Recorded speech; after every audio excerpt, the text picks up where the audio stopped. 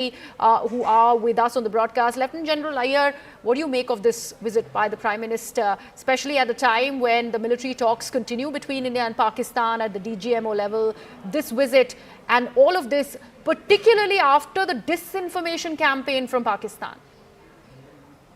The Prime Minister has always been visiting the troops in the forward areas regularly. When I was in Northern Command, I have coordinated a couple of his visits, both to the forward areas and post his visits. When we went and checked with the troops, it made a huge difference in the morale of the troops. So this is the first time when we see a Prime Minister come so regularly, whether it is operations time or otherwise, and meet with troops. I am sure the people who are at Adampur would now get enough energy to carry on with their good work with the Prime Minister's visit to the location. And those people who are also watching it today will also get the same degree of energy. I would also like to add one more thing, which I wanted to say in the earlier part of your discussion. Sure. You must understand that we have just used a very small fraction of our capability on Pakistan. If I was to put it, it is in decimals of our capability. We have not yet unleashed our long-range vectors which we can from the ground forces. Like I said, we have not yet started, and we have already put him on his knees. So we have this tremendous amount of superiority on Pakistan. And as far as China is concerned, I feel it is my assessment that over the last 2 years, China has been trying to find a, a way to get out of the imbroglio he's got with us in the northern front. And he has put what he could against India already on ground. And India has countered him with equal amount of response. And China has not been able to force us to disengage at our cost. So therefore, I feel China would also like to evaluate what has happened in the last 3 days, when despite a full-fledged problem happening on our western front, there has been no change in our attitude to the northern front, which means the way Indian forces carried out rebalancing, we are capable of taking on both our adversaries in the manner in which our doctrine has specified for us. And this must be very alarming to China, because I feel China would have tried and hoped that some element of forces that are located opposite him gets pulled out in this current imbroglio with Pakistan. And that has not happened. And it is going to be a major factor in the future. Right. Major Jolly, would you like to deliberate upon how important, strategic this particular trip of the Prime Minister's really is? Because there was, of course, an attack that happened from the Pakistani side, but there was a greater build-up of that attack and a complete disinformation that came in from the other side of the border regarding this very attack at the Adampur Air Base. And that's why, and that's how reassuring that trip of the Prime Minister's is. He's also been briefed of the security preparedness at India's second largest Air Force base. Yeah, thanks. So I would say it is very, the visit of Prime Minister is very critical, because, you know, the entire propaganda from Pakistan was surrounding that we have destroyed the base. What they do is they maybe throw a drone or two and in their propaganda, in their news, in their communication, they take it to that level that we somehow totally destroyed the entire base without showing any photograph, without showing any proof. So the visit of Prime Minister would not be on a base which is destroyed, which is under threat, which is effectively under range of enemy. All these things, factors kept in. The proof that our Prime Minister, the leader of the country, standing there, secure, safe and confident, says a lot about how fake the Pakistani propaganda is. So this is kind of a, you know, when we were in NDA, one of our instructors, Group Captain Naik, who became Air Chief later on, he said one thing: it's hard to be humble when you are perfect in so many ways. Prime Minister Modi is proving us. We have perfection in every part of the defense spectrum.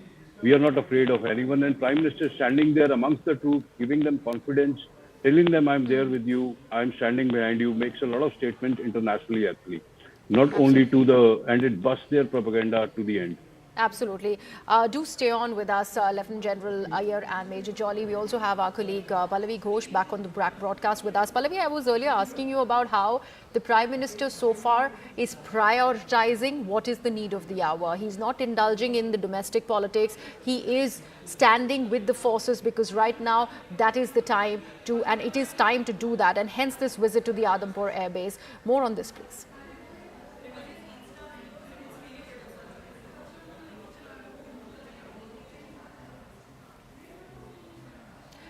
Don't seem to have Pallavi with us. But Lieutenant General Iyer, you were talking about how this is an important aspect and how India has so far not used very many of its assets. We were also touching upon the kind of disinformation campaign that was really coming in from Pakistani side. One of them, particularly concerning the Adampur Air Base, was on how they have struck the BrahMos system in India. That's how grave the disinformation really is coming from that side of the border. Do you see a rattled Pakistan trying to do that, or has it been usual with Pakistan, and particularly with the AI technology and the help, that entire repurposing of clips that are coming in from India and using it to their advantage has been done in the past also by Pakistan, but something that is even grown because of the kind of tensions that we see on both sides of the border. Their propaganda talked about destroying our S-400 Yes. battery at Adampur. That has been negated. We have shown in our DGMO briefings yesterday that everything is okay. It is not easy. The problem with him is he is not able to digest that we are able to hit with punity across the length and breadth of his country, and we are able to display it also to the world media that we have done it. And on the other hand, all his efforts, and like Major Jolly said, his attempt to hit Adampur base with Fateh which is one of his strategic assets, has also failed.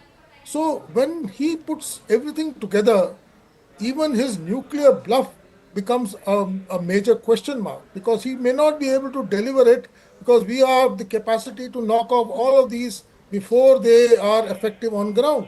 And this couple of days of engagement has actually put the entire Pakistan's India doctrine into a question mark. Yes. He may have to get back to the drawing board and decide as to what he has to do to even maintain parity with India, leave alone superiority.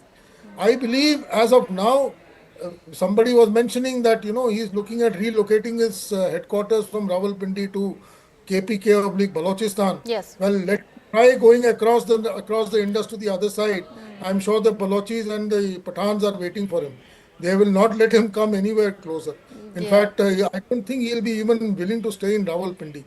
As of now, I look at the Pakistan military and definitely its chief, Asim Munir, in a bit of a tizzy. He doesn't know what has hit him. He doesn't know what. He is taking some very, very, very irrational decisions. The issue of even getting into an abrupt ceasefire indicates that he has lost all his options, and at the moment he is wanting for that kind of support.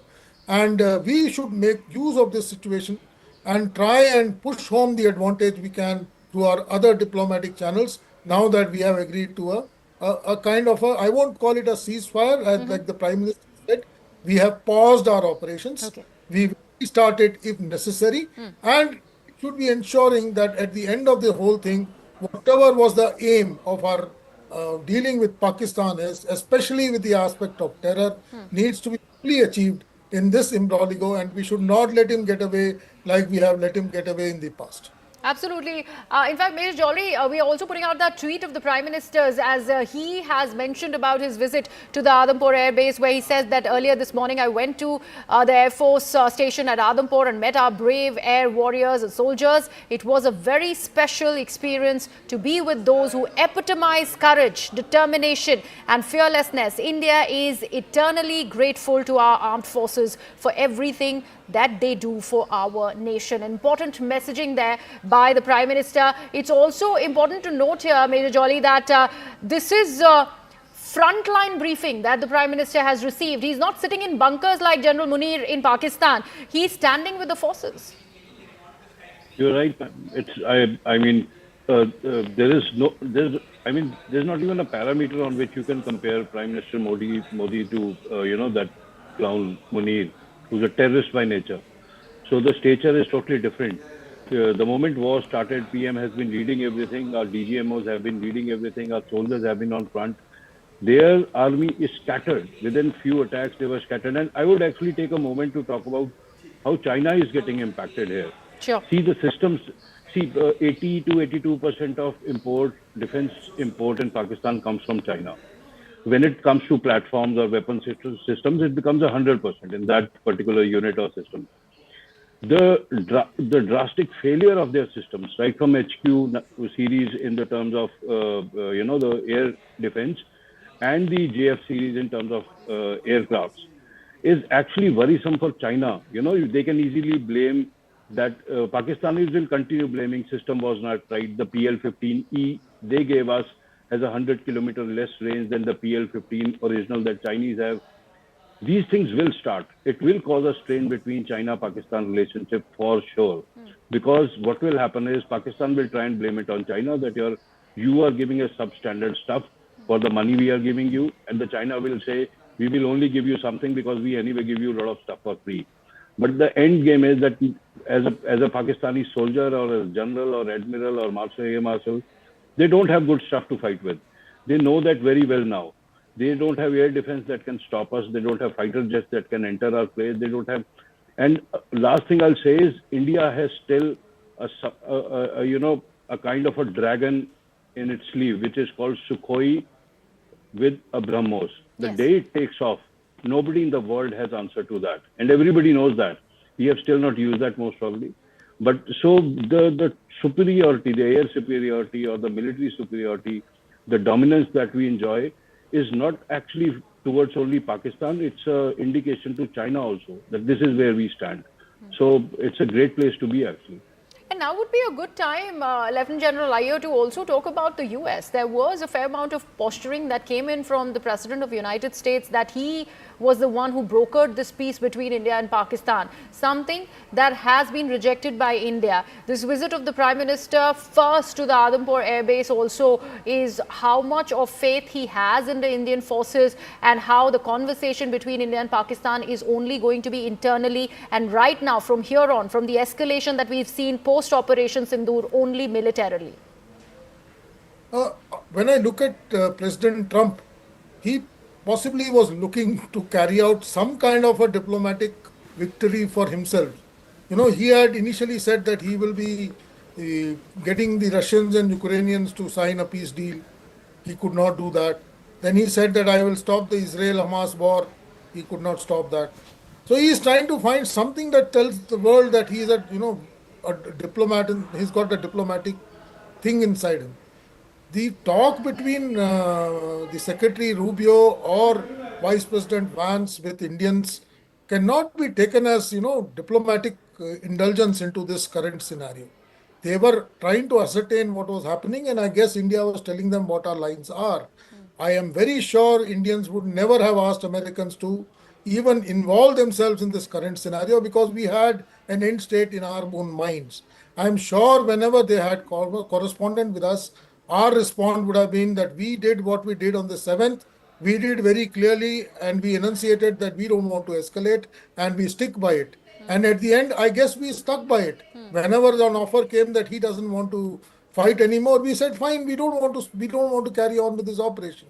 So there is nowhere that there is a deal being stuck by, Americans. Another word about the Chinese I wanted to add. It is not just his air defense system which has taken a beating. Yes. The Fateh 1 and Fateh 2, which were launched by Pakistan, are nothing but the Chinese M9 and M11 missiles, which he has, reformatted for himself. They have also failed. So, which shows that even the strategic reach of China, which it plays out so very much in the world order, that they have this so-called rocket force, that has also been bludgeoned by this current 2-day operation of Indo-Pakistan. So China, as Major Jolly put out, is in a real bad shape because neither it has been able to achieve anything about dislocating our forces. Its entire armory, which possibly it was trying to, as I used it yesterday on your show, saying actually Ukrained Pakistan. It tried to use what Americans did in Ukraine, use and try and show the capacity of its arms in Pakistan, has also failed. I'm sure most of these buyers who are looking for cheap options other than the Western options would now think 10 times before buying weapons from China. So that has again become a major embarrassment for him. And the other aspect which comes out loud and clear is Atmanirbharta has shown its value for India. Absolutely. Tell the Americans if they don't want to support us, we are not dependent on them. We are capable of taking care of our own. And I'm sure in the days to come, our own arms market, because we will come out with better systems and possibly Absolutely. more. We do understand the kind of arms deals and everything that we are getting from countries like US and Russia, particularly also France, if we talk about Rafales. But the indigenous assets that the Indian military boasts of comes nowhere close to most of the countries around the world, and that's something that India must pride itself to have, and that is an important aspect also. But Major Jolly, this point that Lieutenant General Iyer was making on China, do you think it had used Pakistan as a lab rat, for that matter, to sell the kind of military assets from its country? But certainly none of that is working, because their Fateh 1, Fateh 2, in fact, coming rather remotely close to the S300 rather, not even 400. So it's not going ahead and matching the kind of capabilities that and the military might that India commands.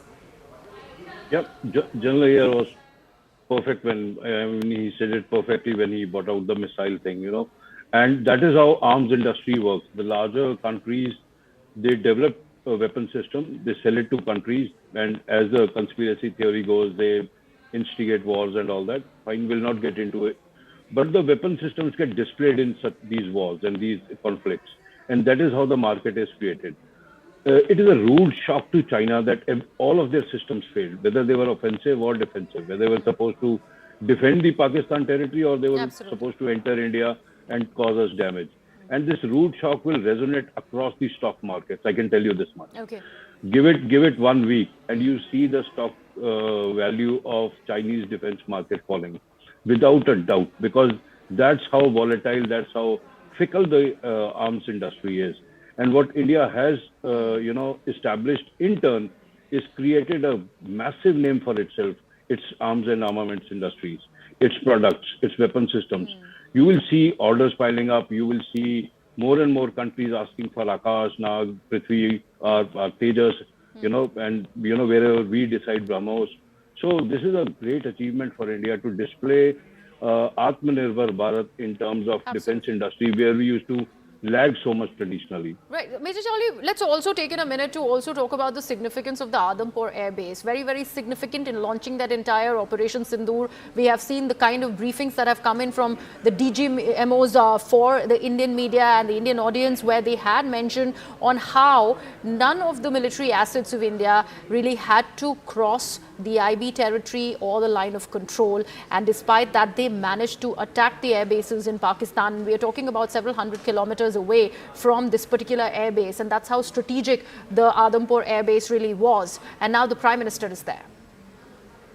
Yeah, so I think what we are trying to talk here is that the range of the weapon systems on various Indian platforms, various Indian planes is such that you need not to unnecessarily get into enemy territory, get vulnerable to their air defense systems, not that they're doing anything, but still, or get into dogfight just to drop a bomb.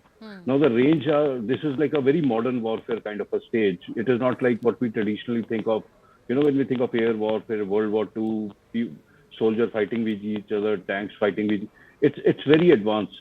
So the range is such, especially with our air-to-air missile, meteors and all, our scalp missile, which we just saw in action, and the terror attacks, terror camp attacks, that we need not even cross the LOC or IB. The operational plan of Air Force guys would be made in such that they do a aggressive sortie, launch the missile and come back safely to the base.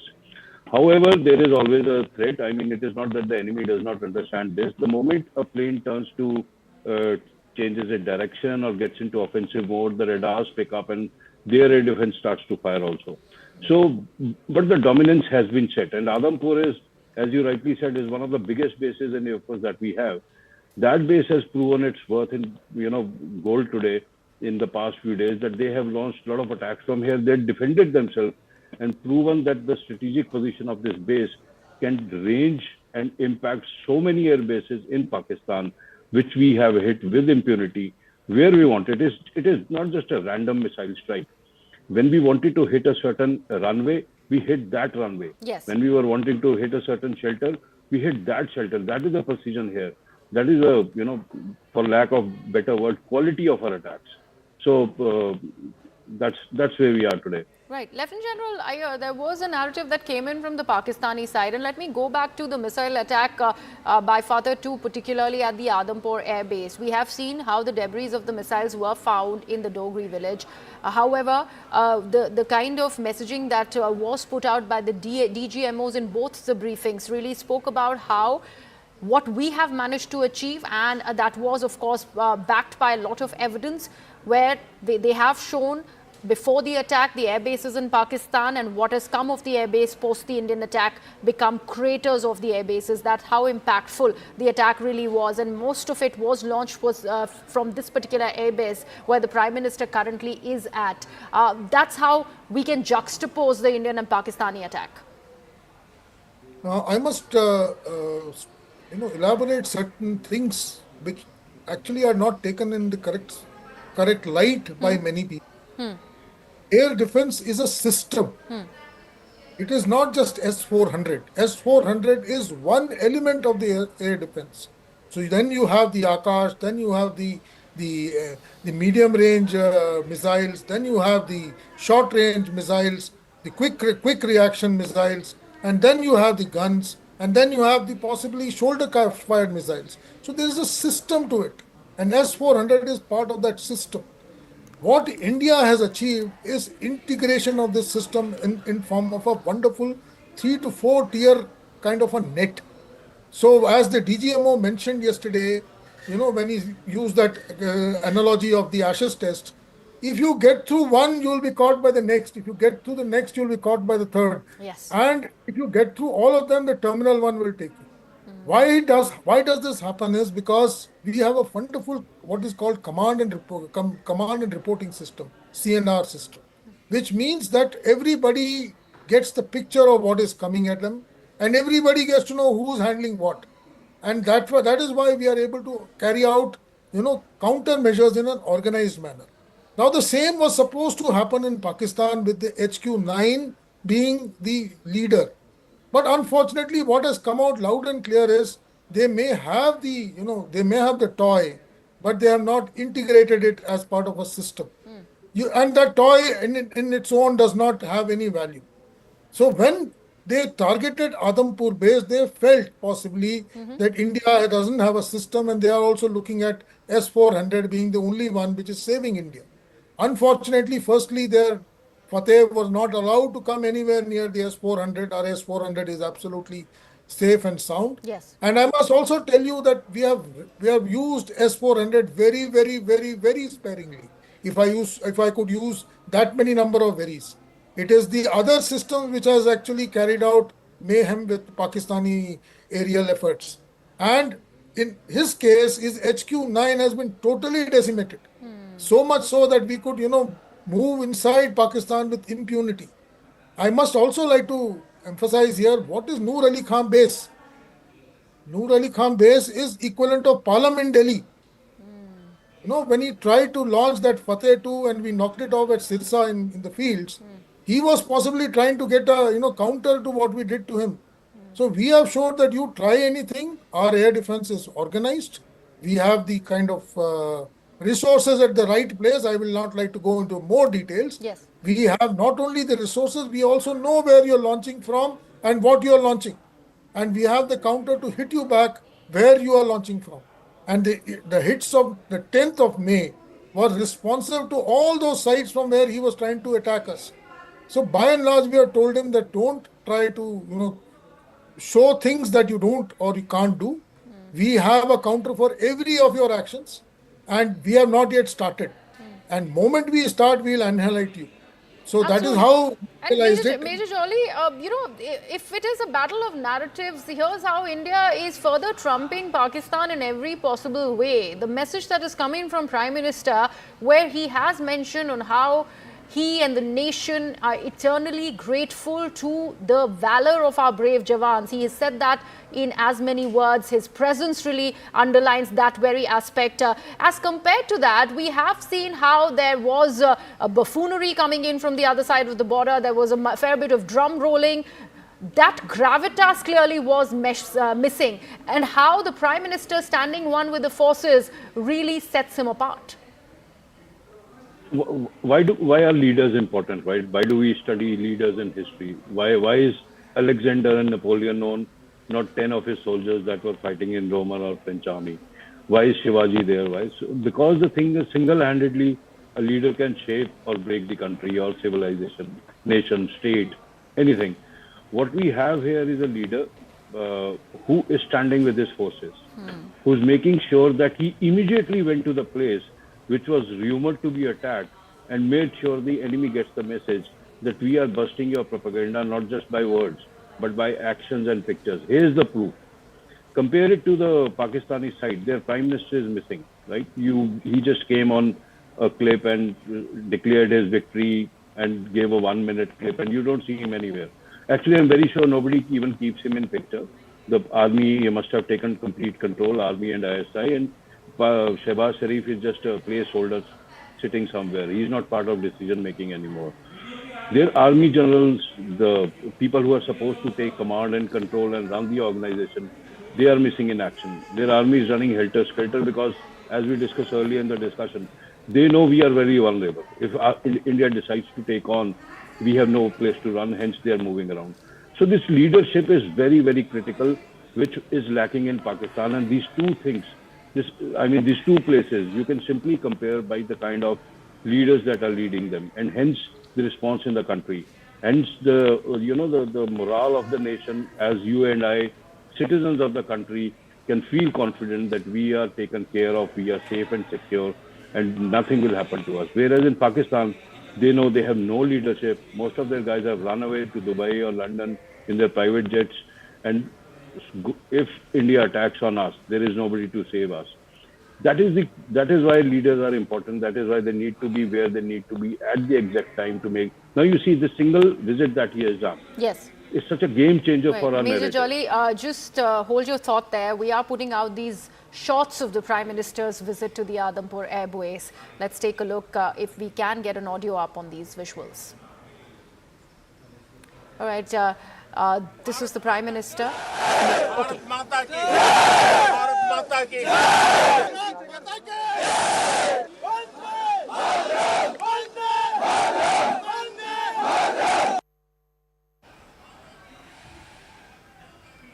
Resonating sounds, Vande Mataram, Bharat Mata Ki Jai by the Prime Minister and the armed force personnel. Very, very important moment as the Prime Minister made it a point to visit the Adampur Air Base, the second largest one that the country really boasts of as far as the Air Force might of India is concerned. Remember, there was a narrative that had come in from Pakistan where it had claimed that its hypersonic missiles had fired JF-17 fighter jets, and they ended up destroying India's S-400 air defense system. Completely a false narrative from Pakistan that has been fact-checked by India, that has been dissed by India, and the kind of missile attack that was seen very close to the Adampur Air Base also is why this trip of the Prime Minister is rather significant. He's met with the personnel there who have been really reassured because of the Prime Minister's presence, and you can see the kind of upbeat attitude that our brave Jawans really are showing. And Prime Minister's trip to the Adampur Air Base is, of course, helping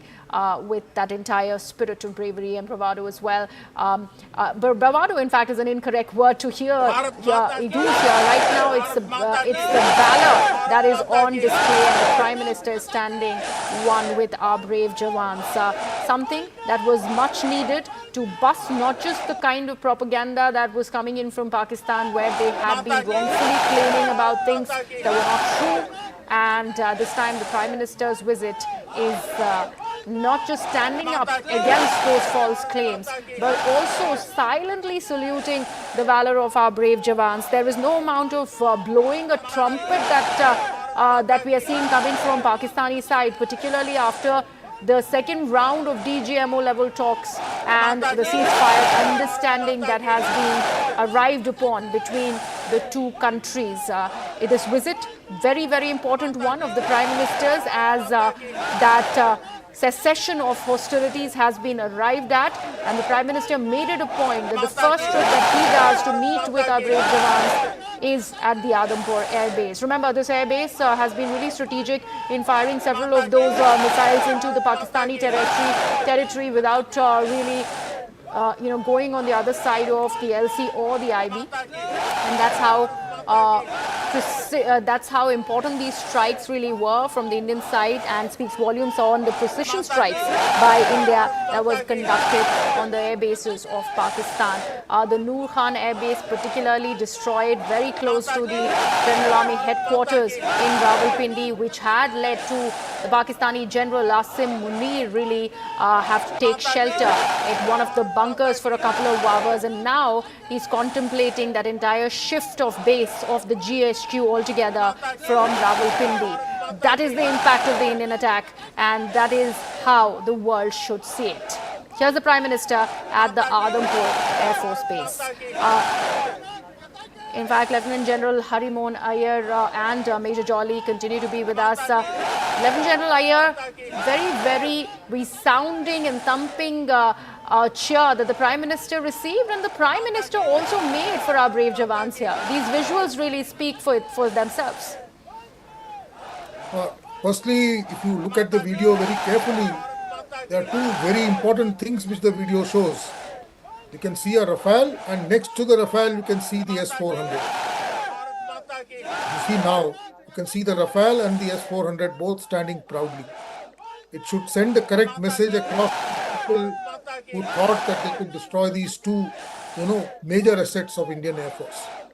As far as the enthusiasm, like I mentioned, I have met with the troops after the Prime Minister's visit, and I have interacted with them, and I have seen a improvement in their energy and morale after this gentleman comes and leaves. And it has not been a one-off thing. He has been coming and meeting with the troops at regular intervals, whether it is on occasion of Holi, Diwali, or these kind of functions, or whenever such an event happens, Prime Minister is always there.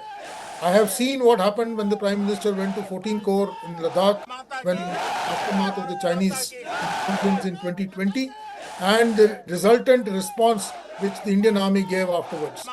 So, just another word about the Prime Minister. I feel we are very fortunate to have a very strong man who is, approachable, who is decisive, and who gives very clear decisions and makes the job of the person executing it much, much easier. And this is something which has ensured that in the last 10 odd years, whatever has been thrown at us has been given back much larger manner and with much better response. Thank you.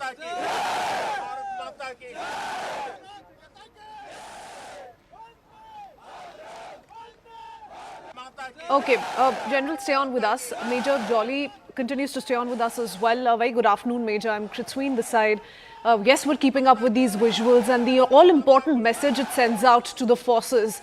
Not to forget, it comes hours after Prime Minister's address to the nation, where he made the intent of the entire nation, sir, amply clear that we're not going to let go of terrorism, of the issue that continues to hurt us the most, and we're going to keep going with these kind of terror strikes. And then come these visuals, another big messaging, sir, which is being carried out by the Prime Minister. Absolutely. It is something which is for people to see. A small 30-minute interaction has a huge result-oriented deduction. And I'm sure the message is going across the entire country. It is being seen by troops all over that our leader is with us. And it is also being seen by adversaries on all sides to show what kind of a dispensation we are with currently. Right. So you do hear, as far as these visuals are concerned, the Prime Minister meeting the air warriors, the soldiers at Adampur base, and Bharat Mata Ki Jai slogans being chanted. The Prime Minister leading the charge. He's boosting the morale of the air warriors there who he's interacting with. Lieutenant General Iyer, what kind of a message does this normally send out? We've seen the Prime Minister interact with our Jawans, with our forces on multiple occasions, in these forward locations, in these forward posts, and yet again we see the Prime Minister do this. This time around, of course, it's got a strategic importance attached to it. It's got a lot of messaging attached to it. There is a sense of rebuttal, response, retaliation that comes with the entire story around Operation Sindoor. In times like these, when the nation is united in its resolve and the Prime Minister, right after a successful mission, goes to meet those who were right at the front line of the operations, what kind of an impact does that hold, General Iyer? A huge impact. I will not quantify it. It cannot be quantified, because what it does is not just the troops in Adampur. It tells the troops all across the front line that the government and the leadership is absolutely abreast with what is happening on ground.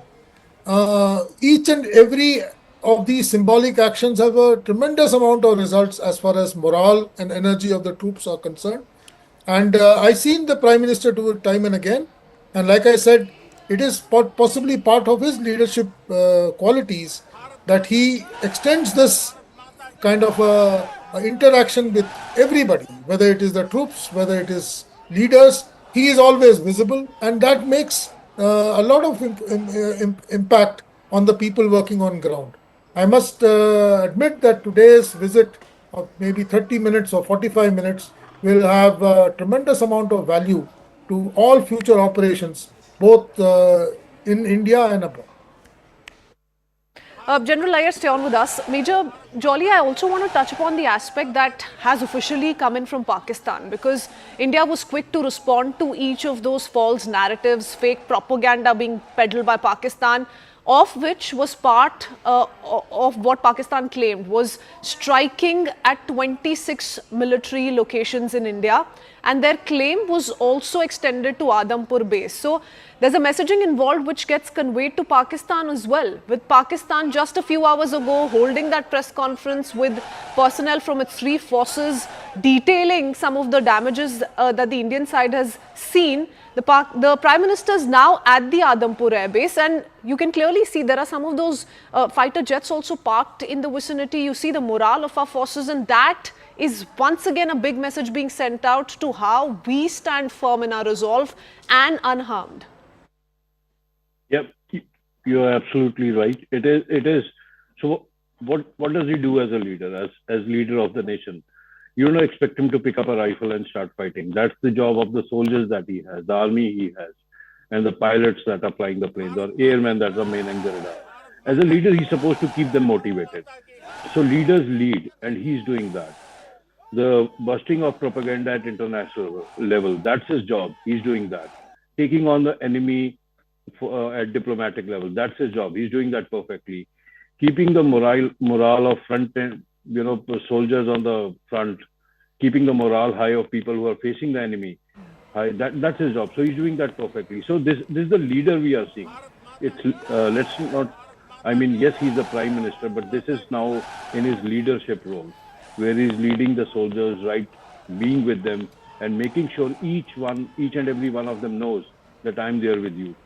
It's, as General Iyer also said, this is not just about Adampur base. I'm pretty sure he'll visit some other place also, maybe army base or a air base or naval base, I don't know.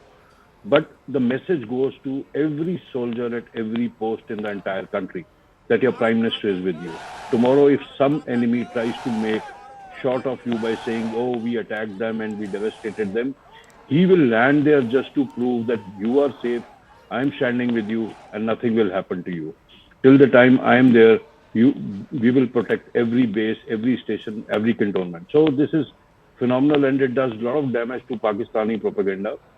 I'm pretty sure the saner voices in Pakistani media or people who actually care for truth will actually see this, and they will ask their government.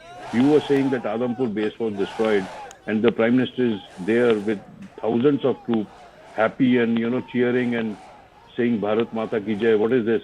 So all their propaganda and misinformation they have been projecting in front of their country and internationally without any proof, just to add, will keep falling apart step by step. And this is one of those actions. Oh yes, very rightly pointed out by you, without any proof, because so far, as opposed to what India has done, India, remember, has shown satellite images, it's shown before and after images of how some of their military installations were before Operation Sindoor saw the light of the day, and post the damages that they've suffered in retaliatory strikes carried out by India, because India made it amply clear, General Iyer, that we're only going after your terror infrastructures, but if you strike us and you strike our civilian population or our military installations, we're going to do the same, and the impact is going to be more hard-hitting. And we've shown that with proof, as opposed to Pakistan. Failed to provide proof that the world can believe, and then comes the Prime Minister, leading the charge for the entire country, not just boosting the morale of our forces, but also setting the example right, that we've carried out a successful operation. We've ensured that we don't suffer any damage in return. General Iyer, I also want you to emphasize on the role this particular airbase has played. Adampur was spoken of by Pakistan widely, that it has suffered a lot of damage in the strikes it carried out. India was quick to react to that, but we're also learning that this is where some of our air defense systems were stationed, and that's how we could really thwart Pakistan's attempts. Prithvi, I will not like to divulge operational inputs because it has implications. But that having said, all our air bases are part of our integrated air defense systems. So whether it is Adampur, whether it is Halwara, whether it is Ambala, whether it's Jammu, each of them have very specific air defense capacities, both in terms of ground-based air defense and aerial assets. And aerial assets may not be permanent there, they may be there temporarily. Some of these air bases are used as recovery bases, some are used during various stages of war to launch operations or to recover aircrafts after they are coming back from operations. So it's a kind of a flexible kind of a system that we have. It is not necessary that assets will be there in each of these bases at all times. So that having said, but Adampur, if you look at the location of Adampur, it is located in the heartland, and it looks at the heartland of Pakistan. So when you draw an arc, if I was to put a simple analogy to you, if you put an arc of, let's say, 120 degrees from Adampur into Pakistan, you will see all his main areas of value getting covered by it. Let's say Lahore, Rawalpindi, Islamabad, Sialkot, and right up to Muzaffarabad. So that kind of an area of influence Adampur possibly has, and it is somewhere important to us when we carry out deep strikes into Pakistan. What went from Adampur, how Adampur applied itself, I'd like to refrain from bringing out in an open, because it has implications. But it is lesser said, I must say that once again I'm trying to re-emphasize the presence of a Rafale and the S-400 indicates that what the Pakistani propaganda is all about. We are very clear as to what happened with our systems. We don't hide them. We are very open with whatever happens to them, whether it's casualties or losses.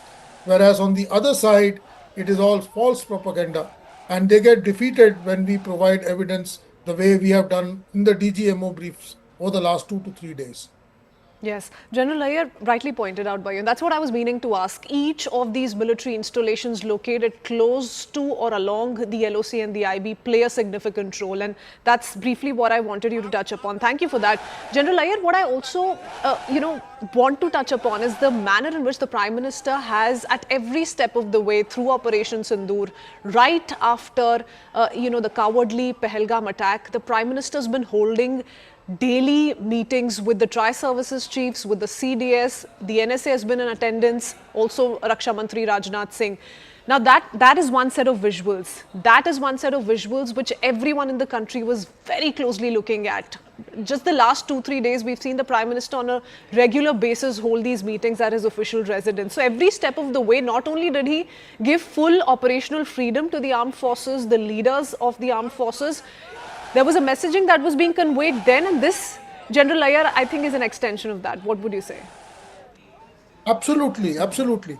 I would also like to compare with what was happening across the border. How many times did you see the Pak so-called authority, meeting? Though I don't think the Prime Minister carries any authority, because there was a joke which was floating around in the social media in some of my WhatsApp groups, where there was a message which was, released that Shehbaz Sharif has given the army the full authority for operations, and the joke said that the chief told Shehbaz Sharif to tell that the chief has got authority to carry out full scope of operations.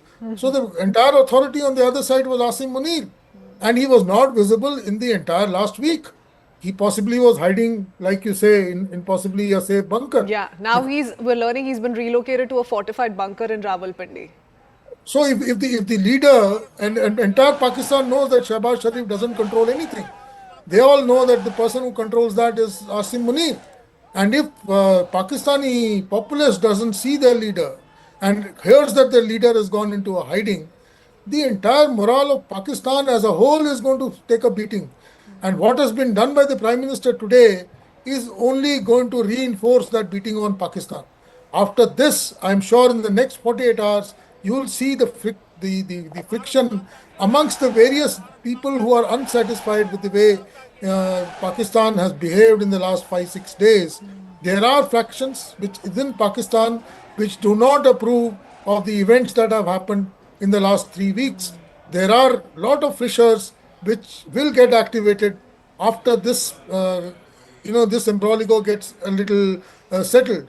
I am sure the elements both inside Pakistan army and inside Pakistan politics are going to take a change in the coming months. They are going to be very interesting times, and I'm sure we all will be getting to see how a nation disintegrates, and I do hope that we get to see them in the coming months. And General Iyer, let's not forget, this is exactly a reflection of what the armed forces culture has been like. For decades at length, we've seen every time after a successful operation, festivals, or any reason that the armed forces are celebrating in their respective regiments, in their unit centers, we've seen at the arrival of the commanding officer, at the arrival of the brigade commander, or the arrival of the GOC, that's the kind of morale boost these special visits really mean. That's the kind of speciality they come with, and they have so much of an impact on troops stationed on ground zero, isn't it? So this is what the Prime Minister is also following, in a sense, keep bringing a personal, yeah. Absolutely, absolutely. I must tell you, as a senior officer, the moment you visit a unit or a formation and you shake hands with, let's say, 5 or 10 of the Jawans over there, it sends a huge message to the rest of the people that yes, this is a man who's with us. And I'm talking about a senior officer. Here we are talking about the leader of the country. And in a condition when he has got so many other things to do, if he is able to find time to, go do and do this. It may be symbolic. Some people may call it symbolic. Some people may call it political. Yeah. I don't want to do those things. These have huge, huge, huge impact on the morale of troops. And like I said, Adhampur may be the only place he visits. But the effect of this will be seen right down from Siachen in the north to Bhuj in the south and to as far back as Manipur in the east. Every soldier, wherever he is, will be seeing this on various form of media, whether it is television media or social media, and he will get energy from such visits. This is tremendous of the Prime Minister to do it, and that also within a day of the option of the operations being, I won't call it ceased, being paused. Yes, everybody is still stationed on the front lines, and the Prime Minister has put the message straight. You make the first move, or you dare make the first move, we're going to hit back harder. We're going to hit back with more strength, something that you're going to regret for a long, long time. It's also a reward, General Iyer, to all those who've had those 4 or 5 days of sleepless nights. That essentially was the mood on the ground. not feeling the fatigue, still high on morale, but when the Prime Minister, the leader of your country, comes to thank you, comes to tell you that you've done a great job, keep at it, it means a lot. General Iyer, but like you've been saying, this is in sharp contrast to what we've seen in Pakistan. We've really not seen a show of unity, we've really not seen the political class and the military leadership walk hand in hand, and we do know it's reflective of what Pakistan has followed for years at length. The political leadership stands no chance when it comes to decisions taken by the military leadership. How is it reflective of the overall functioning or the machinery that Pakistan Army follows in terms of these kind of operations? The Pakistan Army looks up at the chief of, and I'd say Pakistan Armed Forces. They look at the appointment of the chief of army staff.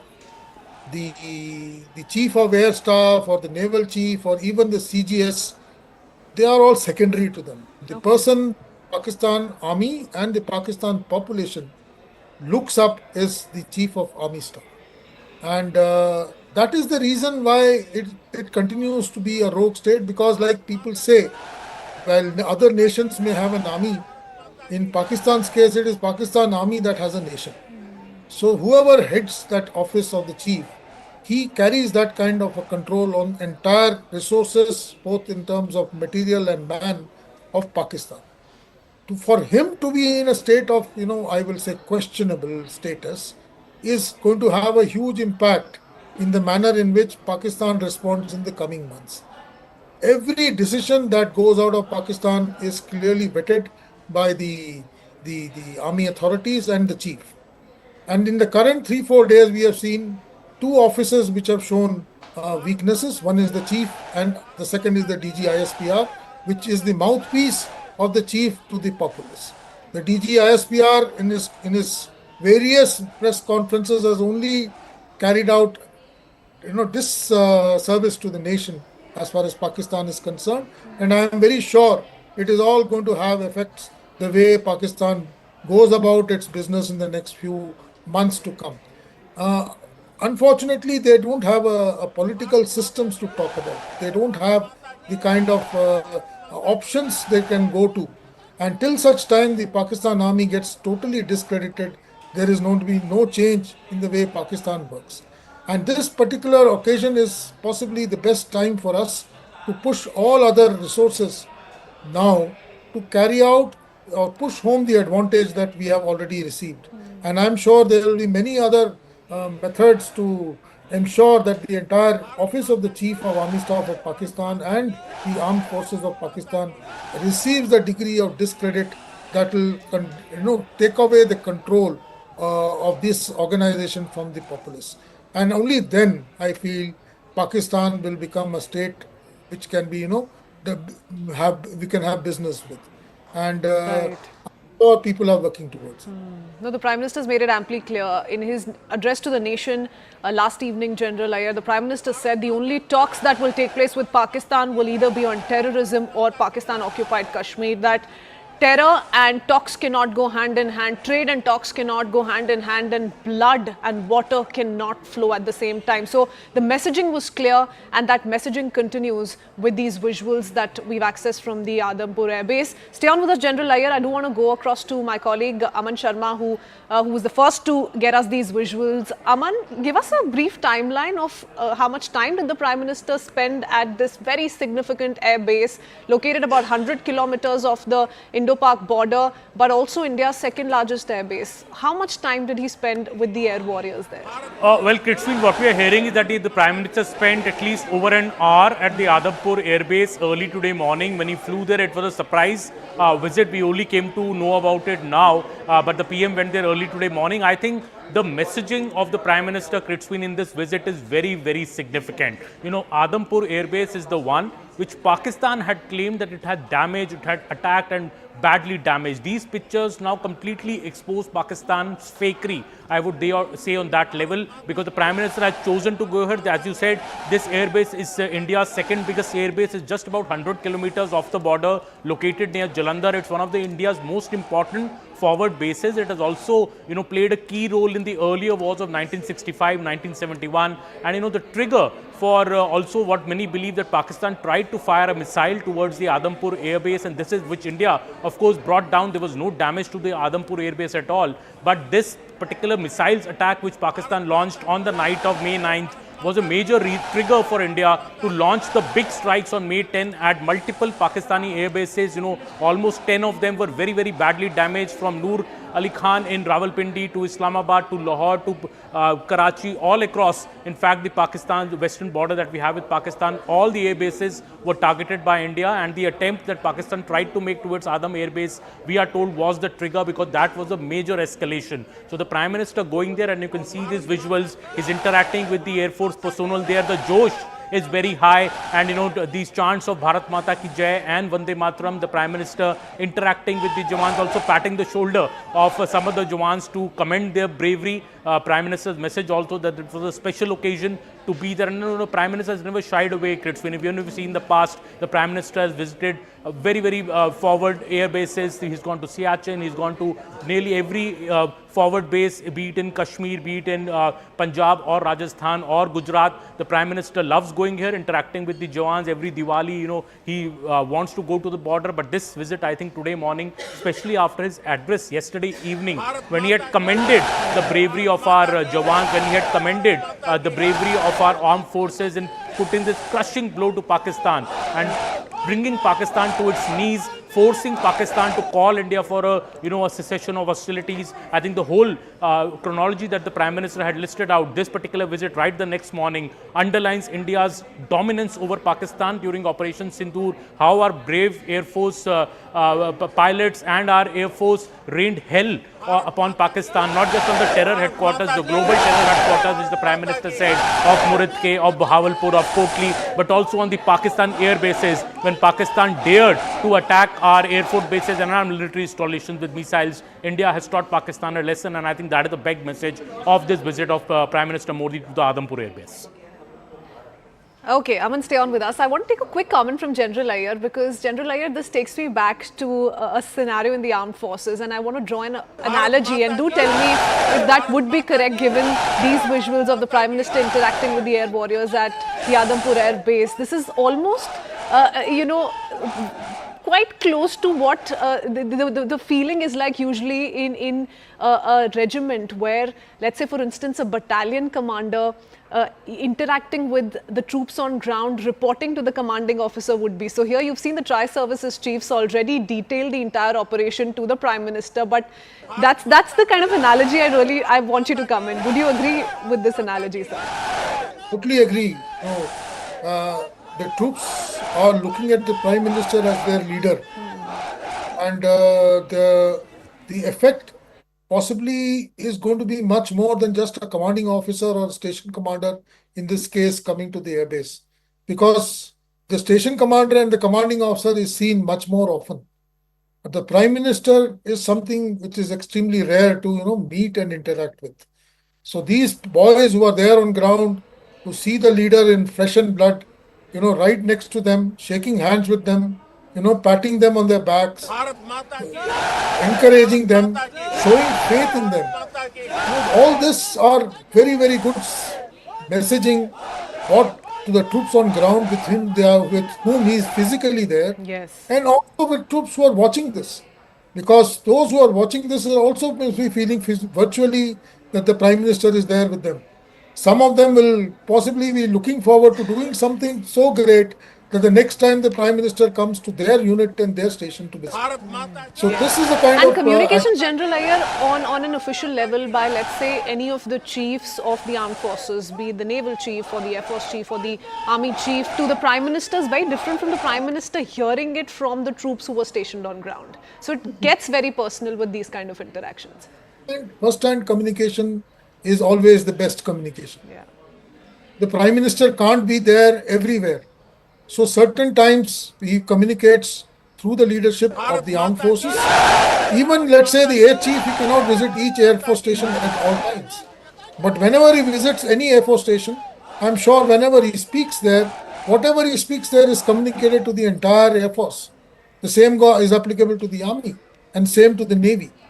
And when the Prime Minister has gone today, whatever he has spoken there, that will get encapsulated in terms of his words and communicated to all other, services, so that people can understand what the leadership is talking about. And I once again emphasize, for a person, a soldier, to have the Prime Minister shake his hand or pat him on the back, it has got huge, huge, huge implications. And when somebody sees a Prime Minister patting somebody or shaking hands with somebody, it again has huge implications, because it creates a kind of a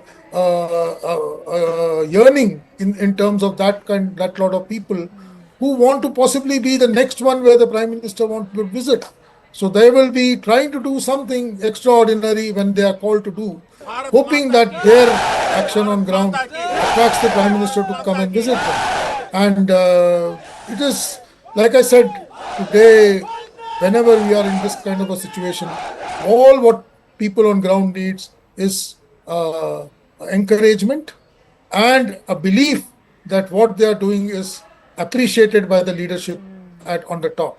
These two things, when they happen, the results which the troops produce on the ground are tremendous.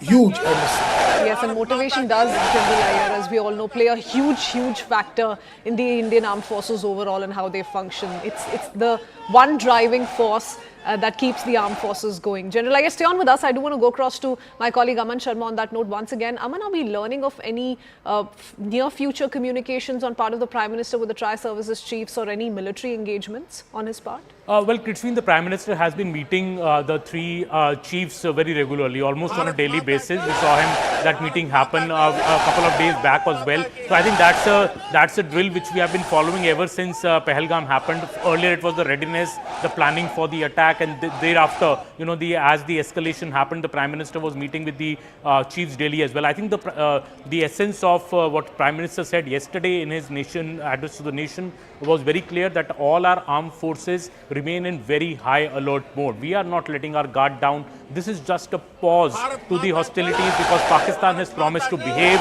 Pakistan has promised to act on terror, and Pakistan has promised not to attack India. So if Pakistan does all this, we will also not attack, but we will not tolerate terror coming from their soil. If there is an attack next time, we will treat it as an act of war. The Prime Minister's message was very clear. So he's today at the Adampur Air Base, and that, as I was explaining, is a very, very symbolic visit with great messaging, because it is also increasing the morale, of our armed forces, also telling them firsthand that they have done a great job. They have, the kind of damage they have inflicted, the kind of punishment they have inflicted upon Pakistani terror infrastructure, as well as the Pakistani army bases. To have the Prime Minister travel to this forward base and interact with the Air Force personnel firsthand, the Air Force, which has, I would say, taken the lead in this entire Operation Sindoor by smashing the terror headquarters of Bahawalpur, of Muridke. The Prime Minister's first-hand, commendation for them, and these Josh which we are seeing amongst our forces speaks for itself, Kritsveen. Okay, many thanks, Aman, for that. I'll come back to you in just a bit. Going across to Akash Sharma on that note. Akash, there were a certain drones that were spotted in the Adampur Air Base region, certain drone debris which was also spotted in the vicinity where the Adampur Air Force Base is. So give us a sense of what we'd seen the last couple of days and why it becomes significant today to make this comparison of the Prime Minister making his way to the airbase, interacting with the air warriors, and once again sending a strong message of how all is well and our mission continues. Right, Kritsveen, I'll mention 2-3 things, but before that, just last 13-14 seconds of this video are very important. I won't say it on air, of course, but then this video in itself is reverting the claims of Pakistan. A lot of, the platforms are quite visible in the video. And, it is intentionally done to send a larger message. Prime Minister went there, the aircraft landed there, which means the runway is intact and we are very much, able to use that runway.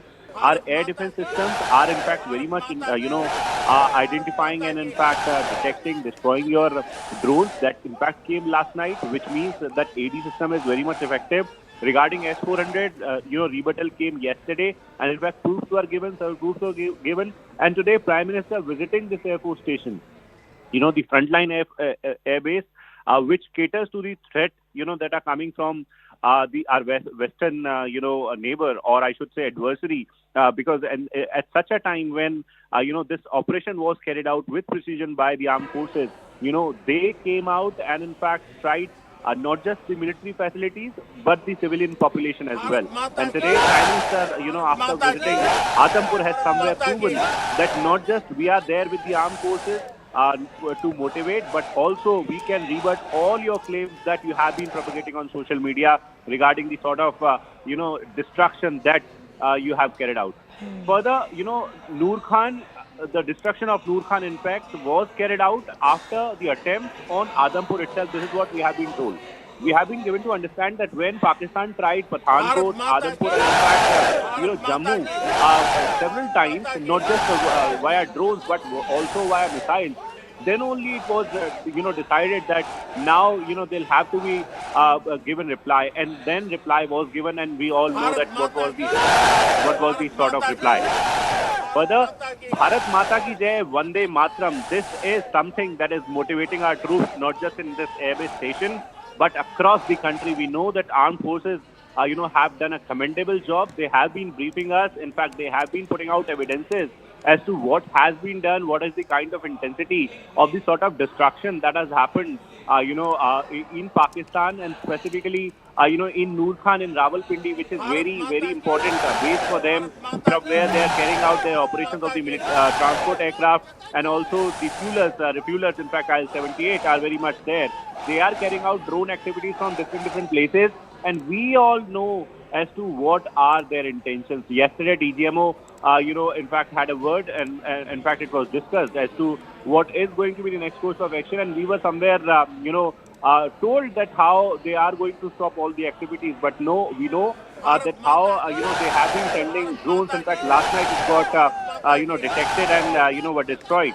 So at this point in time, Prime Minister is visiting the particular base, which was in news for, sort of allegations and in fact sort of claims that Pakistan had made.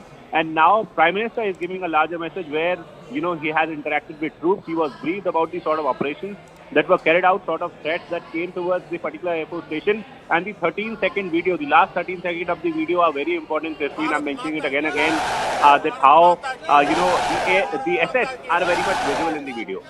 Oh yes, so there are videos that we're putting out, but what you see on your screens, Akash, stay on with us. These are visuals that the Prime Minister has shared on his social media handle. The Prime Minister says, sharing some more glimpses from my visit to Air Force Station Adampur, and he has put out at least 4 different visual sets for the entire country. You see visuals of the Prime Minister giving that Jaikara. You see the Prime Minister there raising Bharat Mata Ki Jai slogans with his fist in the air, and that's another visual you see. He's addressing the air warriors there. He's addressing our soldiers stationed at the Air Force base in Adampur. What you see behind him, and Akash, you can come in here, perhaps correct me if I'm wrong, but that's a MiG-29. We're not going to give away too much of the specifications that come with the Adampur Air Base, but that's a MiG-29 you can spot right behind him. Akash? Okay, not sure if Akash is through. We're going to put out those pictures one by one. 4 images have been shared by Prime Minister Narendra Modi on his social media handle, and he's said that he's going to keep sharing these glimpses. Arun Dhanta is with us on the broadcast too. Arun, another few pictures being shared by the Prime Minister. This is one such image, the Prime Minister standing at the podium with his fist in the air, He's been heard already given the Bharat Mata Ki Jai slogan, which was being repeated by the air warriors who were surrounding him. We've seen those visuals already. Tell us a little bit about what you've picked up so far about the communication that the Prime Minister's had with the soldiers stationed at the airbase. Well, see, Christine, one thing is very clear. This visit very, very significant of Prime Minister Modi. And remember, yesterday when I was here at Prime Minister Modi's residence, when all the service chiefs were present here, NSA Doval, Defence Minister Rajnath Singh was present, Indian chiefs were present, all were present. But one thing which happened post, all of them left except the Air Force chief and NSA Doval. I think this was something which they were planning for today. That's the reason why there was a separate meeting which happened yesterday here at Prime Minister Modi's residence between Air Force Chief NSA Doval and Prime Minister Modi. Prime Minister Modi wanted to visit the Adampur airbase to meet those heroes, those Air Force pilots who taught that lesson to Pakistan, who inflicted that pain on Pakistan by dismantling their military stations, also importantly those terror launch pads, those houses of the terrorists in Pakistan. And this is not only a morale booster for the Air Force pilots, but also for the entire country, and a message for the Pakistan that this is how we are celebrating this, the way we have dismantled your terror infrastructure there, and also the communication and the other military satellites and other the air bases that we targeted through our aircraft and the Air Force. So I think that's the message which Prime Minister Modi wanted to send out through this visit. And even as we speak, there is a meeting which is going on here at Prime Minister Modi's residence. And NSA Doval was present here. He just left a few minutes back. Jaishankar is the External Affairs Minister, is still inside. Now, of course, you will have to counter the narrative which is being built by the Donald Trump and America. We are seeing that regularly. He's putting out those posts that how he managed to arrange that ceasefire between both the countries. So I think all these things will be discussed in this meeting. India has already ensured this thing, that when discussion happened, whether it was J.D. Vance or with Marco Rubio or any other official of the United States, there was no discussion on trade, as Donald Trump cites in that post that he discussed trade between India and Pakistan, then only the ceasefire happened. So India will, of course, have to counter that narrative which is being built by the United States. So here in the country, on one hand, where you are motivating our forces visiting Adampur Air Base is a very significant air base, Christine, and Pakistan, in fact, has tried to target that, but air defense system, our forces have shown, the Pakistan, that how they can retaliate, not only retaliate, but inflict damages, more damages on Pakistan's side, which is very much palpable and visible for the world to see. Oh, yes. And the Prime Minister personally doesn't seem to be paying too much attention to the political criticism that, he's having to face every now and then. Arun, stay on with us. Pallavi Ghosh joins us as well. Pallavi, don't you think the Prime Minister currently clearly focused on boosting the morale of our forces? I mean, going by these visuals, where he's greeting the Air Force personnel with folded hands, patting on their shoulder, congratulating them for the splendid job they've done through Operation Sindoor. Not just that, while passing through them, raising Bharat Mata Ki Jai slogans. So very powerful visuals. Pallavi.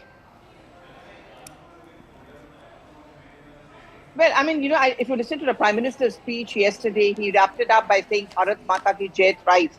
He began by talking about the armed forces and paying the salute or tribute to them. So I think it was very, very clear that this Operation Sindoor was, of course, about the people of the country. Of course, it was India's fight against Pakistan. But more than that, it was all about our armed forces. I think the Prime Minister also decided to address the nation after all the details were being given by the military operations and the experts over there. The point I think he's tried to make is that this was very important because it's the morale of the armed forces which really needs to be kept in mind. The fact also, Christine, is that he repeatedly made the point that Operation Sindoor is not over. It's an ongoing process. It's an ongoing continued battle against Pakistan. And for that, our armed forces really need to be together. And that's the reason why the morale needs to be up. So today, when the Prime Minister is seen with the armed forces at the Adampur Air Base, that's a larger messaging going across Pakistan to India, of course, but more importantly to the real people who are going to be battling and who save our country, the skies, the water, and on the ground as well. Okay, thank you for that, Pallavi. General Iyer, I do want to come to you because, we were talking about the strategic importance of the Adampur Air Base and didn't want to give away too much. We're not going to do that either. But look at these two visuals, sir. If you are being able to see our screens, right behind the Prime Minister as he addresses the Air Force personnel on the podium is the MiG-29. And on the right side of our screens, we see the S-400. We see the long tubes, the long-range surface-to-surface air missile system. That's another big indication coming in through these visuals. General Iyer. Yeah, the MiG-29 is our premier air defense fighter. and its basic role is air defense. And the S-400, of course, indicates or counters the claim which Pakistan was making that they have destroyed the S-400 battery at Adampur. It's not easy. The basic reason why Pakistan went about this propaganda was possibly it got carried away with some media houses going gaga about everything being taken out by S-400s, and their only target was trying to locate and destroy an S-400. It's not easy to firstly locate and destroy an S-400 when you have a well integrated air defense system, like I mentioned before. And this would send the only success which Pakistan was able to, somewhat convey in their discourse over the last 2 days, when they tried to put up some morphed satellite pictures showing, destroyed air defense assets at Adampur, which was, immediately refuted by our claim that these are morphed. And this actually now indicates that nothing could be done. Secondly, you must understand, I think you had also mentioned in the passing, Yeah. for a prime minister to land in a forward air base when operations are just on a pause, gives a huge signal to the country. It tells you where you are.